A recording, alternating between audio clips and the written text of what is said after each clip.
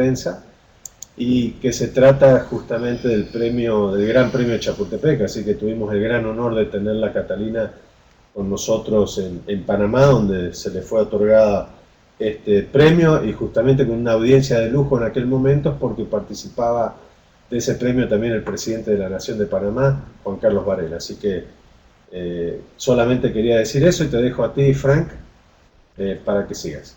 Gracias, Ricardo. Y felicidades, Catalina, por el premio bien, bien merecido. Voy a empezar con, te digo, la pregunta que a mí me preocupa más en todo esto. Y es que en el ambiente de censuras que hay con la prensa, bueno, todos conocemos los desafíos que están enfrentando periodistas en muchos países de la región, pero a uno le da la impresión, y quizás estoy equivocado, pero me da la impresión que no ha habido por parte de la sociedad civil una reacción realmente a lo que estamos viendo, a la represión, a la censura de periodistas. No ha habido una reacción de la sociedad civil en contra de los gobiernos diciéndole, esto no se puede hacer, vivimos una democracia, estos son principios que no debemos de sacrificar. En otras palabras, Catalina, hay como una especie de tolerancia o aceptación de estos tipos de controles que estamos viendo en la región y particularmente en algunos países o gobiernos de América Latina. Gracias, Frank. Gracias, Ricardo, por la introducción. Yo allá. Yo creo que no solamente no hay una reacción adecuada de la sociedad civil, y creo que es importante hablar de si tenemos o no responsabilidad en eso, sino que además en algunos países es rentable hacerlo. Eso es lo que me parece más preocupante. Sí es preocupante que encontraron el lunes pasado un cuerpo en Veracruz de un periodista asesinado por haber denunciado hurto de gasolina y, bueno, y no pasa nada, y no está la gente en la calle y no hay reclamos. Eso es grave. Es todavía más grave que sea políticamente rentable atacar a la prensa.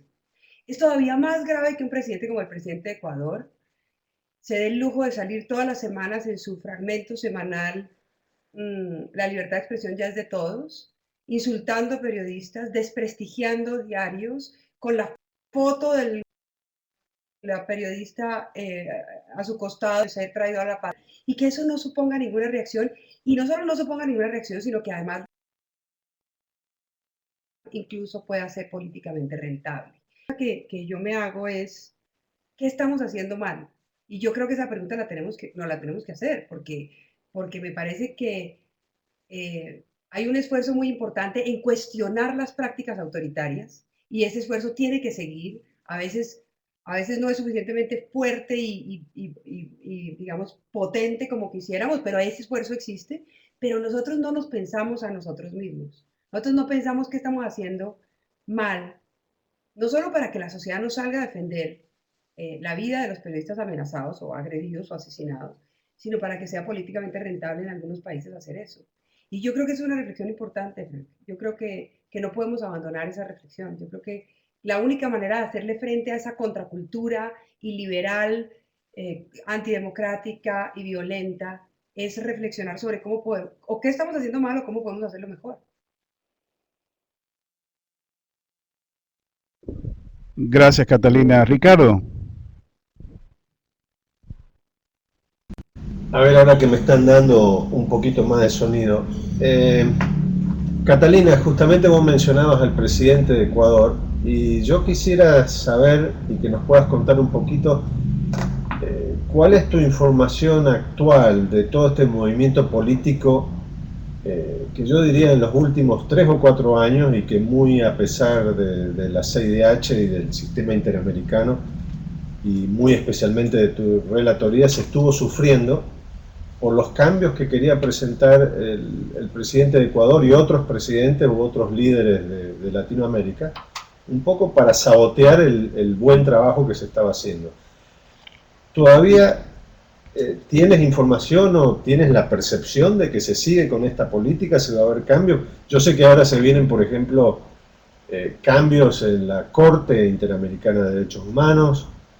hubo cambios en la Comisión Interamericana y hay todo un proceso y un poco lo que la CIP y otras organizaciones vienen denunciando es esta política justamente politizada de los derechos humanos. Mira, yo creo que eso tiene mucho que ver con la primera pregunta de Frank. Efectivamente, hace 3 años, un bloque de países, esto no es nuevo, y Santiago Cantón lo ha dicho varias veces, a finales de los 90, Alberto Fujimori intentó muy fuertemente minar la capacidad de acción de la Comisión Interamericana de Derechos Humanos.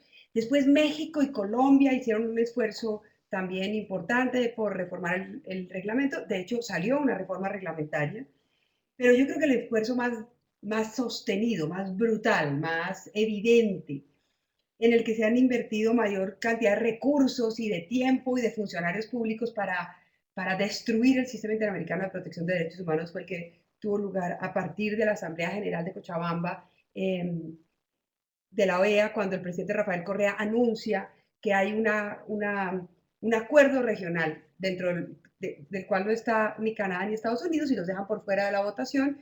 De hecho, son 32 países contra 2, es una cosa realmente muy impresionante, contra el sistema interamericano y que va a comenzar un proceso de reforma del sistema interamericano. Y esto lo votan en la Asamblea General de Cochabamba, 2012, 33 países de la región, 32 países de la región, liderados por Venezuela y Ecuador, y comienza un proceso durísimo para limitar la capacidad de acción de la Comisión Interamericana de Derechos Humanos y de la Relatoría de Libertad de Expresión. La Relatoría particularmente los tenía muy molestos a estos países por hacer su trabajo, básicamente. ¿Por qué tiene que ver esto con la pregunta anterior? Y ahora te respondo qué está pasando ahora. Tiene que ver con que los 32 países que votaron con Ecuador y Venezuela no sintieron que iba a tener un costo político destrozar el sistema interamericano de protección de derechos humanos, acabar con la Relatoría de Libertad de Expresión.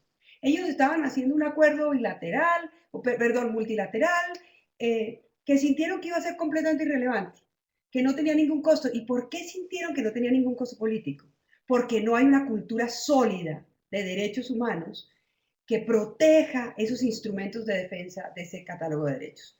Porque no hay una sociedad civil, hay organizaciones de la sociedad civil valiosísimas, pero digamos, no hay una articulación, no hay un consenso social alrededor de la defensa de los derechos humanos y la libertad de expresión.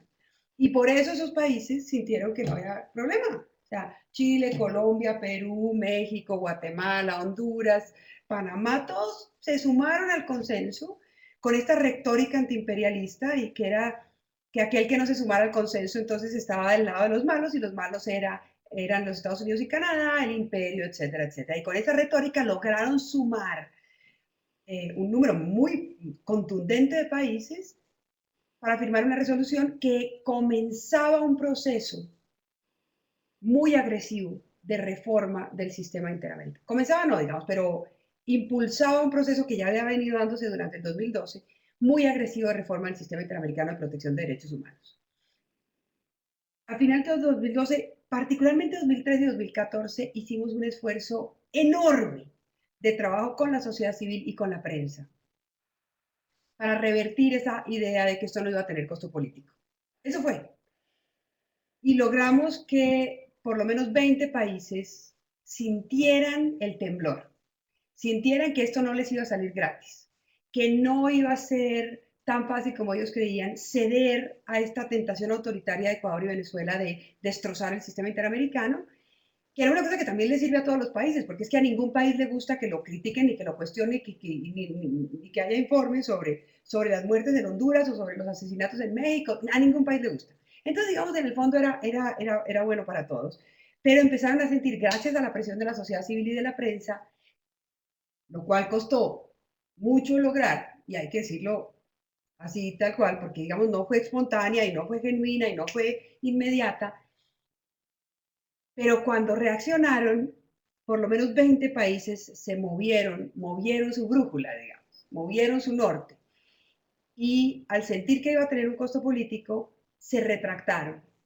Durante 3 asambleas generales, Ecuador y Venezuela se quedaron solos en el intento por reformar primero bueno, digamos, las normas que regulan el sistema interamericano, básicamente para impedir que la Comisión Interamericana pudiera dictar medidas cautelares, que la relatoría pudiera conseguir recursos. Entonces, si no puede conseguir recursos afuera y ellos no le dan, era la manera de matar la relatoría. Que la relatoría pudiera hacer informes, eso tampoco querían, entonces prohibían que la relatoría pudiera hacer informes especiales de país. Entonces, y que no fuera una relatoría especial, era quitarle todas las atribuciones que la relatoría tenía. Fueron derrotados 3 veces consecutivas después de un esfuerzo enorme que hicimos y se quedaron sin oxígeno. Pero son tercos. Estos señores no se van a quedar sentados en su escritorio después de una derrota de este tamaño. Cambiaron la estrategia. Y su estrategia ahora es una estrategia es de caballo de Troya. Ya se quedaron sin oxígeno para reformar las reglas que regulan la relatoría y la comisión. Totalmente sin oxígeno. Fueron totalmente derrotados. Fue espléndido. La última asamblea fue espléndida, espléndida. Habían hecho un último esfuerzo en Paraguay, habían hecho de todo. Y nosotros en 12 horas inmediatamente logramos desbloquear todo y desmontar la última resolución. Tanto que incluso el canciller de Ecuador estaba tan molesto que tuvo que leer la declaración porque si hubiera hablado espontáneamente, después probablemente se hubiera arrepentido de lo que tenía que decir. Entonces tuvo que leer una declaración en la cual, por supuesto, tiene unas palabras muy amables hacia la relatoría y hacia la Comisión Interamericana y le dona $1 millón a la Corte Interamericana de Derechos Humanos. Entonces, su estrategia a partir de ese momento es la estrategia del caballo de Troya. ¿Qué quieren hacer? La Asamblea General que se produce en la segunda o tercera semana de junio de este año, se renueva completamente el sistema interamericano de protección de derechos humanos. Se renueva la Comisión Interamericana y se renueva la Corte Interamericana. ¿Qué quiero decir con se renueva? Los 34 países de la OEA, en votación secreta, van a elegir a 4 de 7 comisionados y a 4 de 7 jueces. 4 de 7 significa mayoría. 4 de 7 significa tomarse el sistema interamericano de protección de derechos humanos. Los candidatos ya están sobre la mesa y no hay una reacción importante de la prensa y la sociedad civil.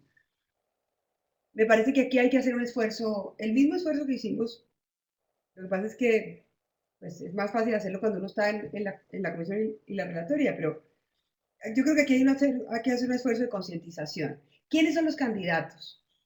Los candidatos de la comisión no son necesariamente malos candidatos. Incluso la candidata panameña tiene pergaminos, digamos, es una mujer, yo no la conozco, pero por lo que se ha dicho, es una persona decente, que tiene principios, que va a llegar a defender el sistema interamericano, que conoce el derecho internacional de los derechos humanos.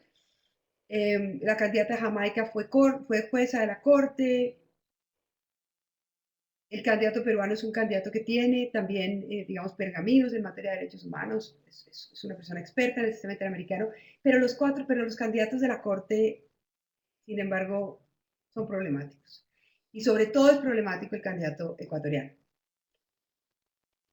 Ecuador propone para ser elegido a la Corte Interamericana y es bastante probable que lo elijan salvo que haya realmente una reacción como la que hubo en los últimos 3 años. Ecuador propone al presidente de la Corte Constitucional Ecuatoriana, que es una persona que le debe su puesto a Rafael Correa y que no ha tomado ninguna decisión en contra de Rafael Correa. No solamente eso, es una persona que hizo parte de la delegación de Ecuador, si no estoy mal, en las audiencias ante la Comisión Interamericana de octubre del 2012 o de 2013, de marzo de 2013, tendría que chequear, pero hizo parte de la delegación ecuatoriana en la cual Ecuador iba a defenderse de los ataques, según ellos, de las organizaciones de la sociedad civil por temas de libertad de expresión. Es decir, hizo parte del equipo de defensa del Estado ecuatoriano, un juez, el presidente de la Corte Constitucional, hace parte del equipo de defensa del Estado ecuatoriano frente a los cuestionamientos de organizaciones de la sociedad civil por temas de libertad de expresión y derecho de asociación. Es decir, es un alfil, es un funcionario del gobierno de Rafael Correa. Digamos, es formalmente un juez, pero sustancialmente es un funcionario del gobierno de Rafael Correa. pues ese señor va a llegar a hacer la tarea a la Corte Interamericana de Protección de Derechos Humanos y resulta que la Corte es la que tiene que tomar la última decisión, toma decisiones sobre medidas de protección de personas que han sido amenazadas o cuyos derechos han sido violados y que necesitan una protección inmediata, es la que decide en última instancia los casos, por ejemplo, por cierre medios. En este momento el caso de RCTV está en la Corte, por ejemplo. Hay que ver qué va a hacer la Corte con el caso de RCTV, que es un caso evidentemente, lo dijo AMARC, que es la Asociación Mundial de Radios Comunitarias, sacó un comunicado diciendo a RCTV lo cerraron por razones políticas. Y si eso no se vale con AMARC, no se vale con una radio comunitaria de izquierda en ninguna parte del mundo, y no se vale con una radio campesina ni con una radio indígena, tampoco se vale con RCTV. Y eso lo tiene la Corte. Vamos a ver qué hace la Corte con eso. Pero es mucho más preocupante, digamos, si a la Corte llegan personas como Patricio Palmini. Entonces creo que ese es el riesgo que estamos enfrentando ahora, es el riesgo del caballo de Troya. Como bien dices, yo creo que es el riesgo justamente para muchas organizaciones que tienen que ver con cuestiones de activismo de derechos humanos o incluso de activismo del medio ambiente y tantos otros que luchan en contra del Estado, y tener una corte que esté defendiendo los estados es prácticamente lo que está sucediendo a nivel nacional, así que va a ser muy difícil para los defensores de algunos derechos humanos poder trabajar con casos en la corte, ¿no? Así que creo que es un tema muy, muy preocupante, algo que ojalá, como bien dices, Catalina, tiene que estar bien en el radar de los medios de comunicación, como en la campaña anterior que bien señalaste, que fue gracias al trabajo que también se hizo de la prensa para poder concientizar al público y crear ciertos antídotos. Ahora, te hago una pregunta respecto, siempre se dice que los ex tienen mucho más libertad para hablar, y obviamente vos tienes la libertad que antes tal vez no la tenías cuando eras parte del sistema o relatora. Pero ahora te cambia un poco el ángulo del análisis. ¿Cómo ves vos que se pueda hacer a la Comisión o al sistema interamericano? ¿Qué herramientas se necesitan o qué cambios se necesitan para que el sistema también sea más eficiente? Considerando que la Corte y la Comisión son sistemas de los mejores que hay en el mundo, pero que tienen todavía mucho para mejorar. ¿Hay algunas propuestas que se tienen que hacer para hacerla más eficiente? Sí, yo creo que hay varias. Hay propuestas internas y hay propuestas externas. Déjame comenzar por las externas. Lo primero es que la Comisión Interamericana de Protección de Derechos Humanos tiene cerca de 8.000 casos y más o menos 35 abogados. Haz la cuenta, ponle un caso por día. Simplemente es que no tienen cómo salir del atraso procesal. ¿Por qué pasa eso? Porque el Sistema Interamericano de Protección de Derechos Humanos debe ser financiado por los estados, y los estados no lo financian. Los estados entregan cerca de 4 millones de dólares al Sistema Interamericano. 4 millones de dólares no es nada, entre 34 estados, dentro de los cuales está Estados Unidos, está México, está Brasil. Digamos, hay estados que tienen dinero si realmente quisieran apoyar este sistema, podrían hacerlo y tendrían que hacerlo. Por eso una de las propuestas del ALBA de Ecuador y Venezuela era que no pudiéramos conseguir recursos por fuera, porque si no podemos conseguir recursos por fuera y ellos no nos dan por dentro, nos revientan, o sea, revientan el sistema. Entonces yo creo que ahí hay un trabajo de la sociedad civil importante, y es preguntarse por qué no le dan dinero al Sistema Interamericano de Protección de Derechos Humanos. Y evidentemente no le dan dinero al Sistema de Protección de Derechos Humanos porque no tiene un poco costo político no dárselo, porque nadie adentro les está preguntando, porque no pierden un solo voto por no darle, porque no pierden legitimidad, porque no bajan en las encuestas, por eso. Y yo creo que ahí hay un tema importante y una responsabilidad importante de medios de comunicación que tiene que ver con cubrir este tipo de cosas. La desfinanciación del sistema no es un problema menor. Luego hay otro problema que es un problema cultural, que también creo que hay que mirarlo, y es que si después de las dictaduras del Cono Sur y de la salida de los conflictos armados, hubo un consenso en los 90, digamos, en la región a favor de estos sistemas de protección regional de derechos humanos, era muy difícil que un Estado pudiera atacar al sistema impunemente. Eso le da una enorme legitimidad para poder actuar, enorme legitimidad. Sin embargo, hoy el consenso parece ser el contrario. Si uno mira la declaración de la CELAC en Costa Rica, es lamentable, es tristísima esa declaración. Una, digamos, una declaración en la que dicen que ya no se vale cuestionar a los estados por violaciones de derechos humanos. Es una declaración que vuelve a la idea de soberanía de antes de la Segunda Guerra Mundial. Es una declaración que vuelve a la idea de que cuando un presidente gana, como ganó y tiene la mayoría de los votos, y peor si hay una gente enloquecida rasgándose las vestiduras cuando lo ve pasar, entonces ya se sienten todopoderosos, pequeños feudales, reyes, digamos, sin control. Entonces sienten que los sistemas interamericanos, los sistemas regionales lo que hacen es limitar el ejercicio de su poder. Y eso es gravísimo, porque es echar para atrás 60 años de construcción de sistemas que sirven justamente para limitar a las mayorías. Es que las mayorías no pueden todo. Puede ser que tengan el 99%. Ese 1% que no vota por ellos tiene derecho a la libertad de expresión, a no ser torturado, a no ser desaparecido. Y eso es lo que protegen esos sistemas internacionales de protección de derechos humanos. Entonces, la declaración de la CELAC que dice que es que ellos ya no están por la labor de dejarse monitorear por sistemas internacionales, no lo dice así, lo dice más genérico, como en defensa de la soberanía nacional y el principio de no intervención, etcétera, que se traduce en el fondo en que no quieren que nadie se meta en su rancho. Es peligrosísimo porque es que su rancho no es de ellos.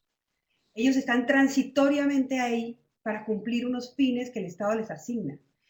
Y resulta que se creen dueños de la vida, la propiedad, la libertad, la igualdad de la gente que vive en ese territorio y que sienten que nadie afuera los puede cuestionar. Eso es gravísimo y eso es el segundo. Y ahí hay un tema cultural. O sea, habría que haber cuestionado esa declaración de la ciudad. Pero a nadie le importa, porque no tiene una repercusión inmediata en la vida de la gente. Pero tiene una repercusión inmediata en la vida de la gente, porque se están haciendo esos consensos iliberales, esos consensos inconstitucionales, digamos, esos consensos que van en contra de todo lo que la humanidad construyó después de los horrores del holocausto nazi. Esto no es un chiste. Los tipos están jugando con una cosa que no les pertenece. Entonces, me parece que ahí también los medios y la sociedad civil tienen una enorme responsabilidad. Esto hay que ponerlo de presente. Es que cómo les puede salir gratis. A mí me sorprende, honestamente, que esto les salga gratis. Entonces yo creo que esas son dos medidas fundamentales y las dos tienen que ver con acción de la sociedad civil. Y dentro creo que hay que fortalecer la autonomía frente al secretario general. Habrá que ver este nuevo secretario general, pues, cómo le va. Y hay que fortalecer los mecanismos internos de lo que se llama case management. Yo diría que esas cuatro medidas son claves. Adelante, Francisco. Gracias Ricardo. Catalina, en estos webinars que hemos acompañado a Ricardo y a la CIP, hemos hablado mucho del periodismo digital. Y la semana pasada tuvimos a Jonathan Birancieri, que trabaja con RCN Internacional, y nos contó un poco, no solo el problema para él de diseminar información en Venezuela y en otros países, pero lo que me sorprendió y que yo no sabía era la represión que hay a través del Internet. Nos contó de que aparentemente gobiernos estaban utilizando hackers para impedir,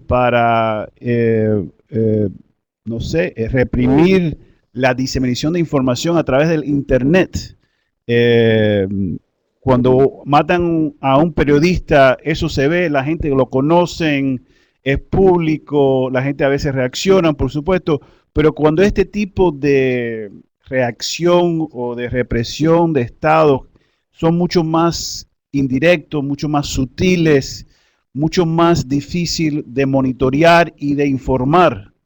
¿Qué nos puede decir de para mí yo pensaba, este nuevo fenómeno o herramientas que tienen aquellos que apoyan al gobierno para seguir censurando información y la diseminación de esa información?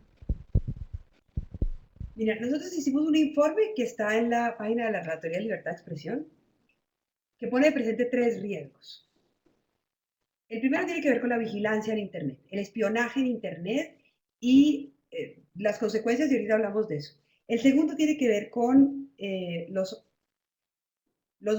lo que tú mencionabas exactamente, digamos, el uso del poder estatal para bloquear, filtrar, hackear, digamos, intervenir, censurar la posibilidad de diseminar información a través de Internet. Y el tercero, con este ejército de troles, digamos, este ejército de funcionarios públicos contratados para impedir que las páginas puedan funcionar. El primero, que es la vigilancia, yo creo que hay que celebrar que hay una Corte Federal en los Estados Unidos que declaró inconstitucional, que declaró ilegal el espionaje masivo. Eso es muy importante no solo en Estados Unidos, sino es muy importante en todos los países de la región. Snowden permitió que en Estados Unidos hubiera un enorme debate sobre ese tipo de prácticas, digamos de vigilancia masiva. Y los Estados Unidos reaccionó de una manera que a mí me parece muy importante, porque reaccionó con el Congreso creando comisiones. El presidente Barack Obama creó una comisión en donde estaba más una de las personas uno de los más importantes teóricos del derecho que existe hoy en el mundo, que es Cass Sunstein, que fue quien dirigió la Comisión Especial del Gobierno del Ejecutivo sobre este tema de vigilancia masiva. El presidente de la Corte salió diciendo una cantidad de cosas, digamos, hubo un debate, los medios de comunicación hicieron un debate enorme. O sea, eso muestra el vigor de la deliberación en Estados Unidos, ¿no? La potencia, la capacidad, digamos, la potencia en la capacidad de vigilar, pero también el vigor de la sociedad civil y de los medios de comunicación y de las autoridades de control intra e interorgánico para reaccionar a eso. Y ahora una Corte Federal acaba de declarar inconstitucional esos programas de vigilancia masiva. Y eso es muy importante. Entonces, ese fenómeno de vigilancia no solo se produce en Estados Unidos. En Estados Unidos se produce de manera más masiva porque tiene la capacidad técnica para hacerlo. Pero, por ejemplo, el presidente Martinelli hoy está siendo investigado en Panamá justamente, entre otras razones, por haber comprado equipos de vigilancia para investigar periodistas. Acaban de ser condenados a 2 funcionarios eh, y ya van casi 10 funcionarios en Colombia condenados por haber espiado en el gobierno pasado periodistas en Venezuela. En Ecuador espían a la periodista y luego sacan es increíble, los correos electrónicos, si no estoy mal era Marta Roldós, en el periódico, en el Telégrafo. Es increíble, o sea, la espían, le roban la información de sus correos y luego la publican, esa información. Y lo mismo pasa en Venezuela, en donde en los programas de televisión pública hacen públicos los correos en donde 2 personas están conversando, 2 personas de manera privada, que no pueden ser obtenidos sino a través de mecanismos de espionaje estatal. Entonces, ese es un primer fenómeno y es un fenómeno muy grave. Naciones Unidas está creando un relator especial y ahorita está en el proceso de nombrar al relator especial para los temas de intimidad y contra estas políticas de espionaje. El segundo fenómeno es el fenómeno del uso de los mecanismos estatales, de mecanismos electrónicos, pero con recursos estatales para filtrar, bloquear. Eso pasa sobre todo en países como Venezuela y Ecuador.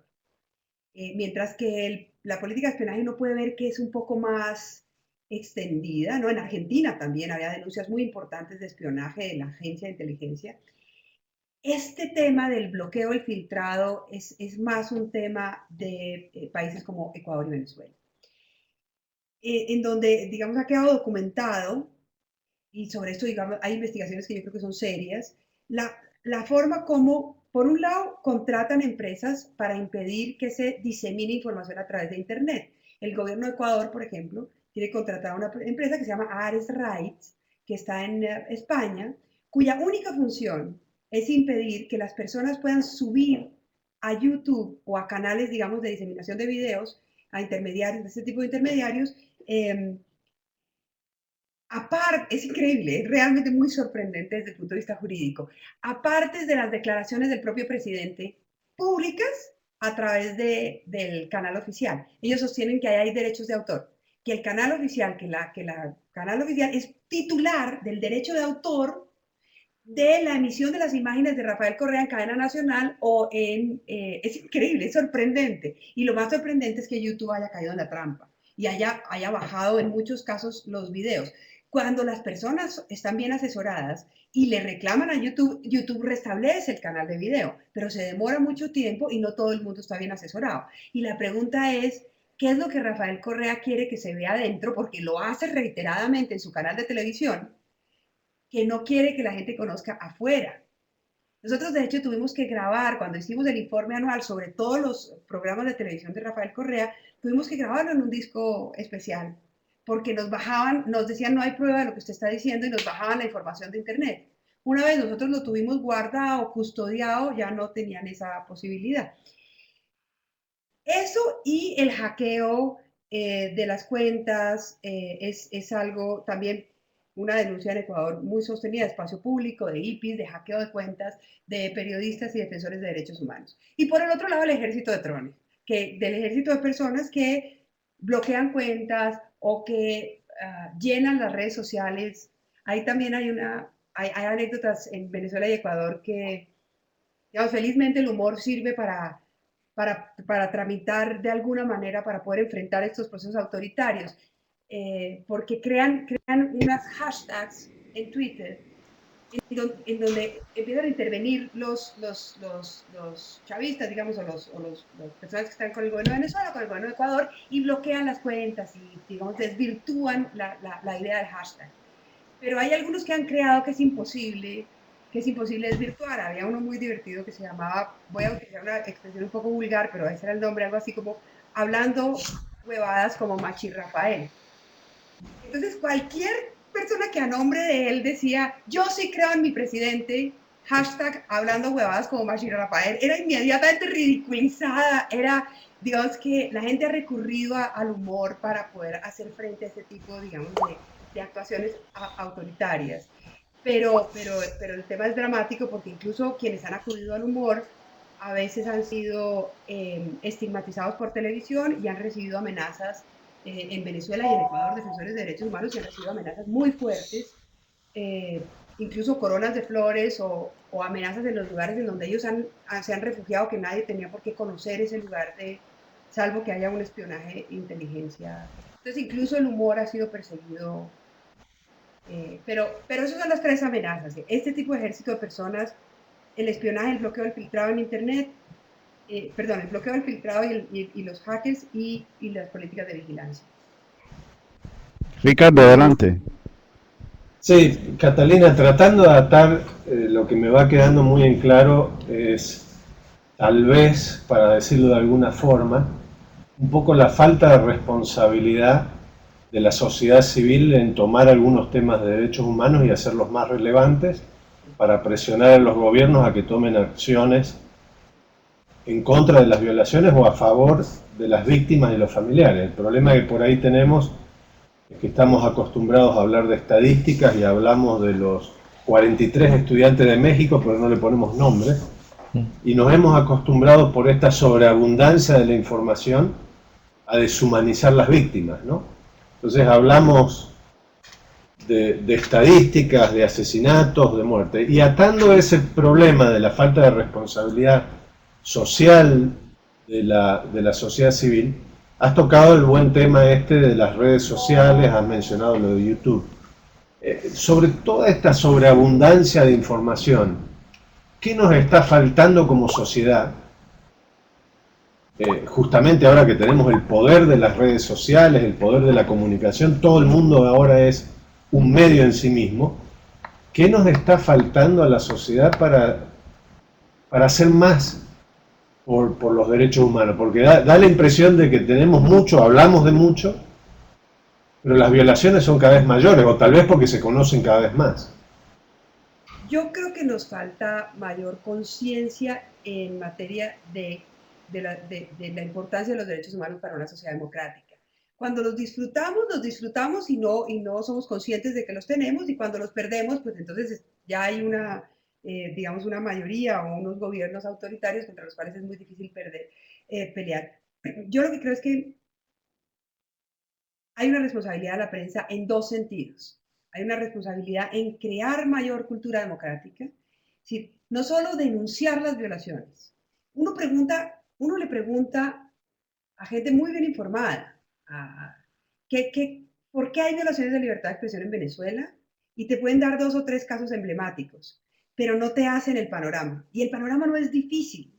Yo creo que la prensa debería contar esas historias de manera más sostenida. la gente debería tener todo el panorama que va desde la utilización de mecanismos penales para meter a la cárcel a la gente que disiente, hasta el uso de la asignación de frecuencias radioeléctricas, la pérdida de papel periódico, o sea, la incapacidad de comprar papel periódico, digamos, la estigmatización a través de la prensa, todo ese tipo de medidas, digamos, que arman un sistema, una política de Estado en contra de la disidencia y de la tolerancia, digamos. Pero la gente no sabe, y no sabe por alguna razón. Y yo creo que no sabe por qué no hay suficiente información. Entonces yo creo que tenemos que tener, o sea, deberíamos tener un compromiso mayor con la construcción de una sociedad civil fundada en el respeto por los derechos humanos, que no solo significa denunciar violaciones, sino mostrar que cuando un muchacho se pone un arete o cuando una niña usa determinado tipo de vestimenta o cuando hay una determinada obra de teatro, todo eso es el ejercicio de la libertad de expresión. Y que si esas garantías no estuvieran protegidas en un Estado no lo podrían hacer. Que la gente entienda que está ejerciendo un derecho y que ese derecho solo se puede ejercer si está protegido. Eso por un lado. Y por el otro lado, las redes sociales. Creo que las redes sociales son, Internet hoy es sin duda un mecanismo con una potencia democratizadora enorme. Es decir, no hay, yo no, es decir, desde la imprenta a mí no se me ocurre, ni siquiera, no sé si la radio y la televisión tenían la misma potencia, digamos, democratizadora. Probablemente sí, pero son como los tres grandes momentos digamos, de la deliberación pública. Ahora, Internet tiene un riesgo enorme y es crear nichos de fanatismo. Y también deberíamos estar conscientes de eso. Y yo creo que ahí hay dos temas que son claves. Uno, la gente cree que está informada porque lee Twitter y eso es falso. La gente está informada cuando lee la prensa profesional, cuando lee periodistas que han hecho un trabajo, que han trabajado con sus editores, que han respetado los principios deónticos, digamos, de la profesión y que han hecho un trabajo serio, juicioso, informado. Eso no se hace en 140 caracteres. En 140 caracteres se cuenta que esa información existe, pero no se hace en 140 caracteres. Y creo que estamos cediendo a esa idea de que es que la gente se puede informar por Twitter. Y resulta que no, uno no sabe, informado por Twitter no entiende la lógica de la guerra en Medio Oriente, ni en Siria, ni qué es lo que pasa con ISIS, ni qué es lo que está pasando en el Triángulo Norte, ni por qué las maras, el pacto con las maras generó una paz que después generó una guerra en El Salvador. No entiende eso, uno recibe pequeños mensajes y creo que ahí la prensa profesional tiene también una responsabilidad importante que es mostrar la diferencia. Y hay una diferencia enorme entre ese, digamos, entre comillas, periodismo ocasional y una prensa profesional. Pero además, me parece que tenemos que romper la lógica de los fanatismos. Yo me pregunto cuánta gente en Twitter sigue a personas que piensan distinto, no para insultarlos, sino para repensar sus propias ideas, para controvertir, para poner a prueba, para someter a una prueba ácida sus propios pensamientos, sus propias ideas. Yo creo que muy poca. Yo creo que la gente en Twitter suele seguir a quienes piensan, salvo los periodistas, digamos, y la gente que trabaja en ciertas áreas del conocimiento. En general, las personas siguen a quien piensa como ellas y en los temas que le interesan. Y eso a mí me parece preocupante. Porque si cree que está informado, porque lee a las personas que piensan como ella o como él, y no está expuesto a la deliberación pública, y no está expuesto a ideas contrarias, a ideas contradictorias, y cuando se expone, su única reacción es el insulto, creo que estamos creando nichos de fanatismo. O sea, tenemos que utilizar Twitter para generar más y mejor debate, y no para fortalecer esos nichos. Y a mí eso me da susto, eso se refleja muchas veces en los comentarios de los lectores en los diarios. Y creo que ahí tenemos otra responsabilidad, que es ayudar a generar debate, más y mejor debate, más y mejor contradicción de ideas.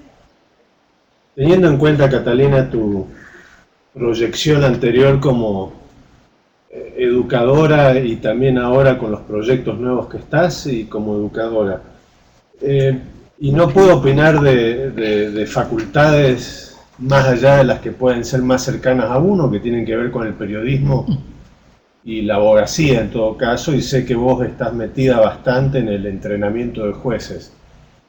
¿Cómo ves la educación? Porque también se da un problema que los periodistas por ahí, cuando estamos en las universidades, se nos enseña crónica, se nos enseña audiovisuales, se nos enseña internet, pero no se nos enseña, o se nos enseñan los valores tradicionales del periodismo, pero no sobre libertad de expresión. Esa es una asignatura muy pendiente en muchas universidades y me da la sensación, no conociendo bien, justamente de un tema que hablamos esta semana con Marisol Cano, una colega tuya que es parte de la Universidad Javeriana, donde hablábamos de este problema de las universidades de periodismo, que no hablan mucho, no entrenan mucho sobre temas de libertad de expresión y libertad de prensa, y de ahí, por ahí tenemos tal vez los periodistas una debilidad.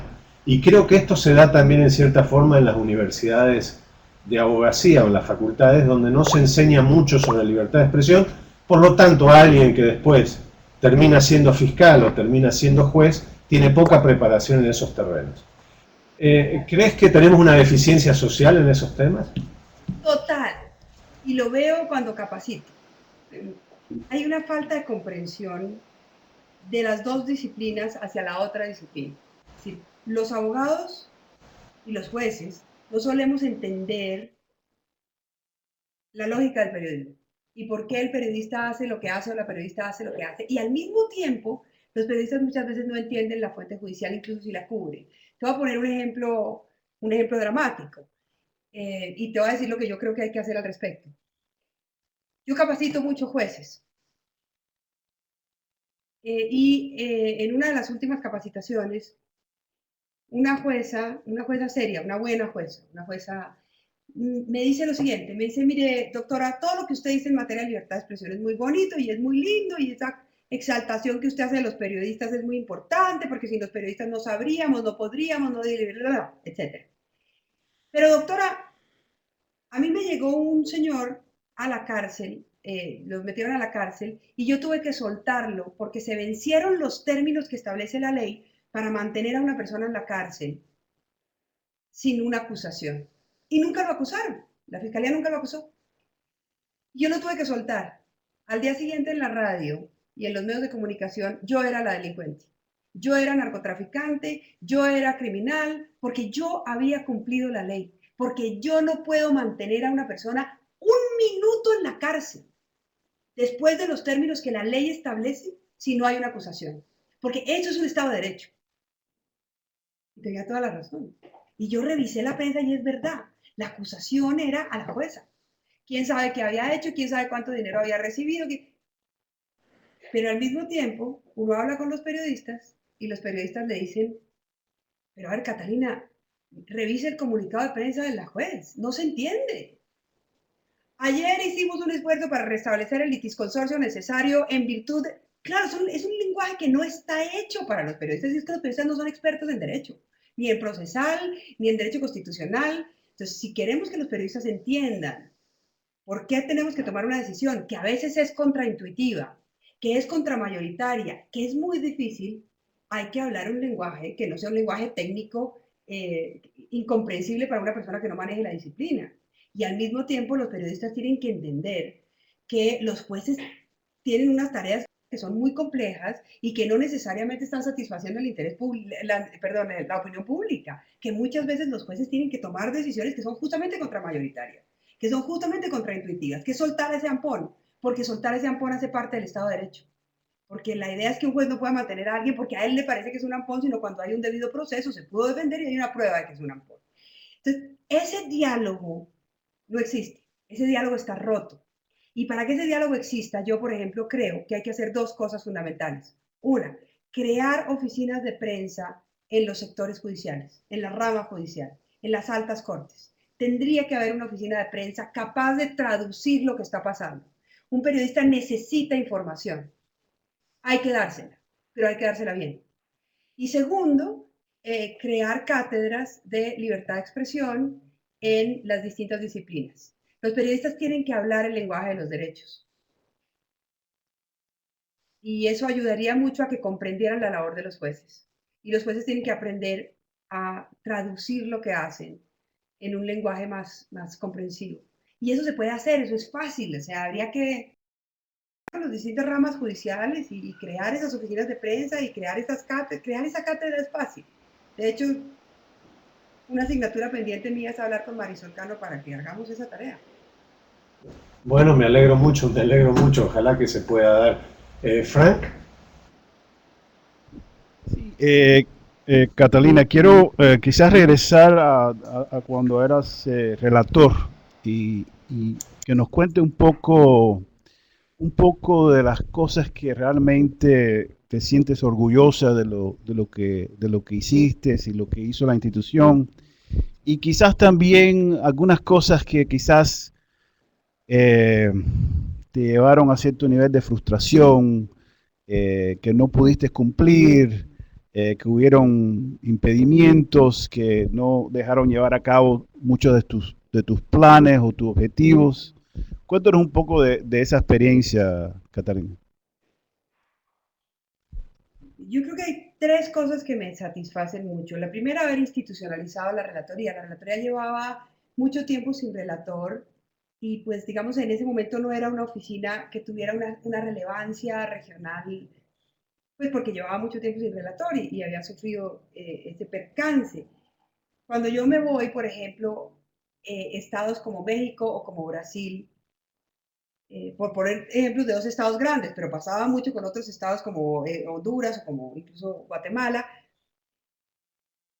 le preguntaban a la relatoría cada reforma legislativa. Por ejemplo, en Brasil estaban reformando el Código Penal y el autor de la reforma del Código Penal le pide a la Cancillería que le pregunte a la relatoría, que le dé a la relatoría, que le traslade la reforma para que la relatoría le dé insumos sobre cómo, sobre qué opina de los delitos, por ejemplo, de injuria y calumnia.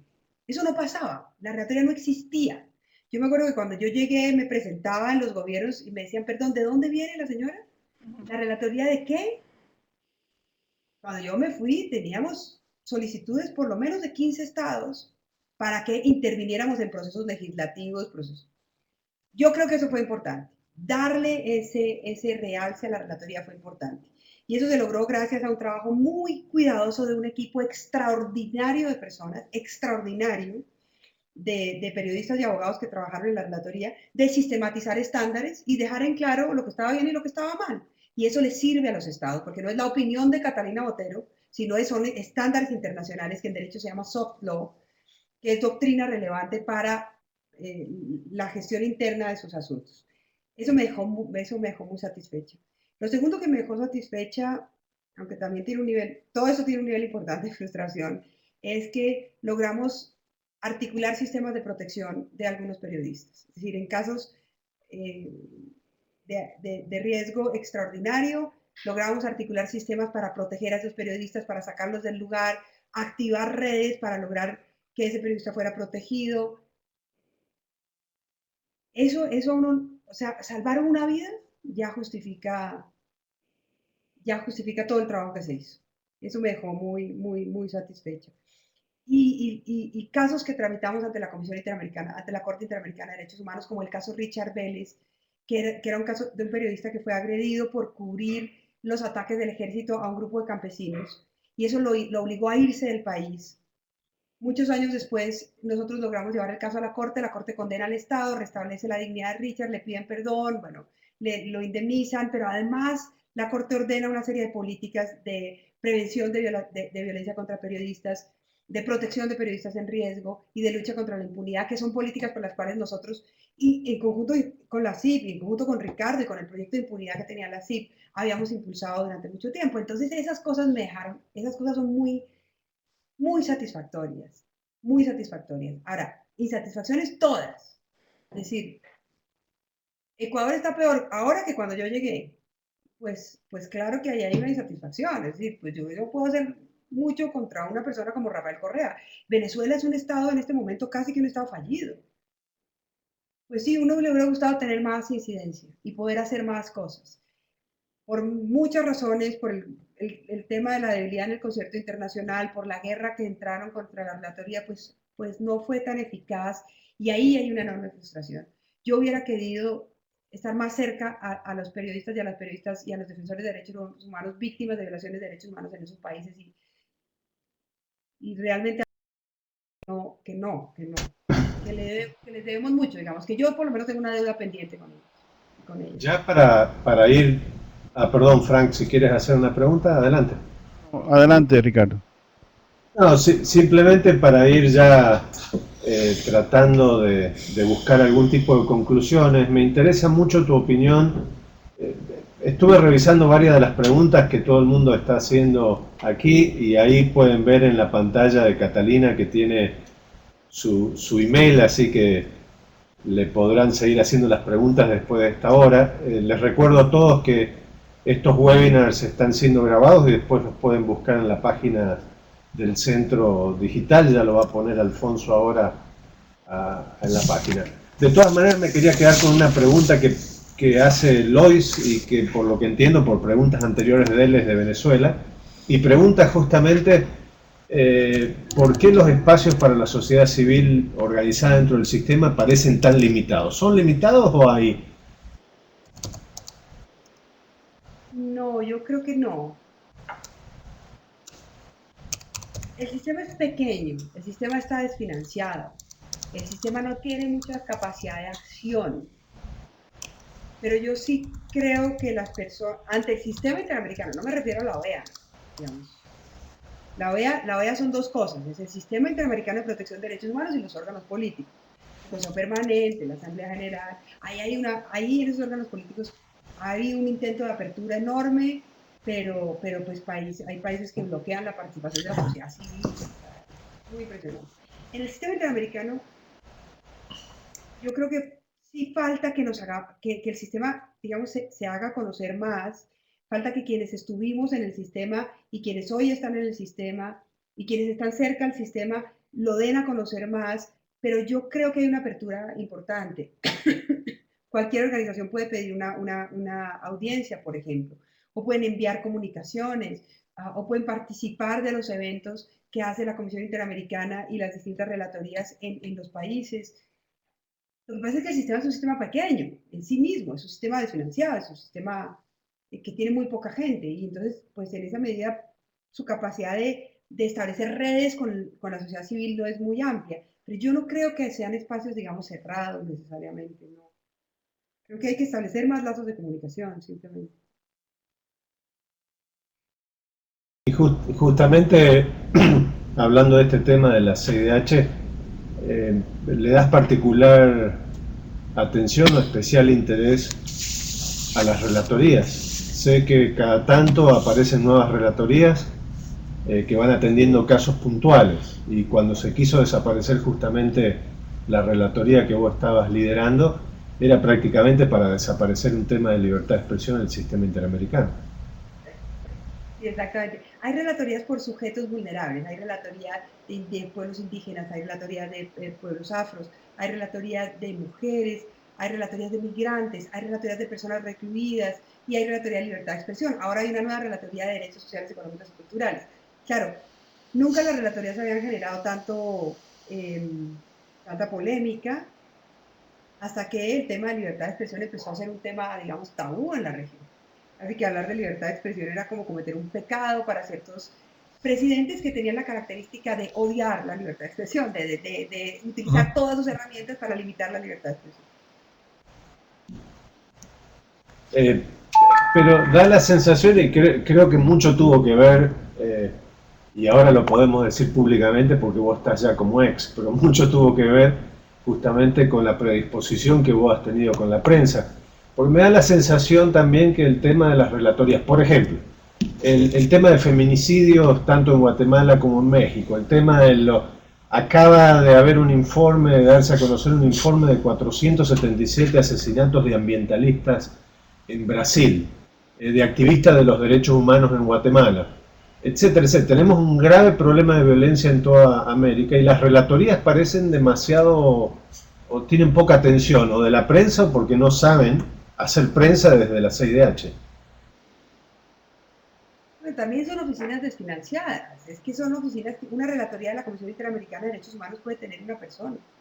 Y esa persona a lo mejor es un gran abogado o una gran abogada que sabe de feminicidio, que logra reconstruir las historias de todas esas mujeres que han sido asesinadas por ser mujeres, que luego además llega a ser un caso muy importante la Corte Mexicana acaba de sacar un caso de feminicidio muy importante, gracias entre otras cosas a la labor de la Comisión Interamericana, y la Corte Interamericana sacó un caso muy importante también gracias a la labor de la Corte Interamericana, pero eso no se conoce, entre otras, porque esa persona que es abogado, que hace ese informe, pues tampoco a veces tiene todas las habilidades y la capacidad de relacionarse con la sociedad civil y con la prensa y de hacer todo lo que habría que hacer para que ese tema sea verdaderamente discutido. Nosotros fuimos un poco más fuerte porque logramos conseguir diversificar, digamos, nuestro portafolio y conseguir recursos en la Unión Europea, en Costa Rica, en Chile, conseguir mayor cantidad de recursos que nos permitió también ser un poco más fuertes, digamos, y potentes en nuestra capacidad, digamos, de interacción y de actuación. Bueno, muy bien, Catalina, Frank, yo creo que lo más importante que ha quedado de tus 6 años en frente de la relatoría ha sido un gran apoyo. ¿Cuántos, perdón? Es la relatoría. ¿En la relatoría? Creo que lo más importante de todos esos periodos ha sido que se ha solidificado una cultura mejor y mayor sobre la libertad de expresión. Ya no tanto de la libertad de prensa como un patrimonio de los periodistas, sino de un derecho a la libertad de expresión que todos los ciudadanos tienen que gozar en nuestra América. Así que para nosotros fue un buen proceso de aprendizaje haber participado en varios procesos contigo. Sé que tenemos todavía muchos temas pendientes que no se logran resolver a nivel de impunidad para los periodistas, pero creo que esa es parte de la perseverancia que hay que tener en sistemas judiciales que en toda América Latina y también en toda América, en todo el mundo, son demasiado lentos por tal vez falta de esa preparación o falta de recursos. Pero sí creo que se ha hecho una gran labor durante tu periodo de que se pudo tener mayor cultura sobre el problema de la impunidad que hay alrededor de los crímenes contra periodistas, así que de eso siempre la CIP estuvo muy agradecida de tu parte y el empuje que has dado a la libertad de expresión. Dicho esto, ¿perdón? Sí, gracias. Dicho esto, quiero agradecerte una vez más que hayas participado en un webinar, agradecerle muy especialmente a Frank que nos haya dado la oportunidad de poder trabajar junto al Centro Latinoamericano y del Caribe de la Universidad Internacional de la Florida, que seguiremos trabajando juntos en varios webinars y temas importantes para el periodismo de América Latina. Muchas de las preguntitas que han quedado, muy especialmente con lo que tiene que ver con lo que preguntaba Marina a Catalina sobre cuáles son sus próximos proyectos, creo que Catalina los va a hablar luego por email, así que les agradecemos. Les recuerdo que está todo grabado en el Centro Digital, este importante webinar que acabamos de tener, y así como los demás. Y no se olviden que del 24 al 26 de junio tenemos una cita muy importante aquí en Miami, así que están todos invitados para CIP Connect, esta conferencia que tiene que ver con temas que Catalina y Frank estuvieron hablando sobre el tema de la transformación digital y cómo la transformación digital nos está ayudando a todos a tener mayor libertad de expresión. Así que buenos días a todos, muchas gracias por acompañarnos y nos vemos el próximo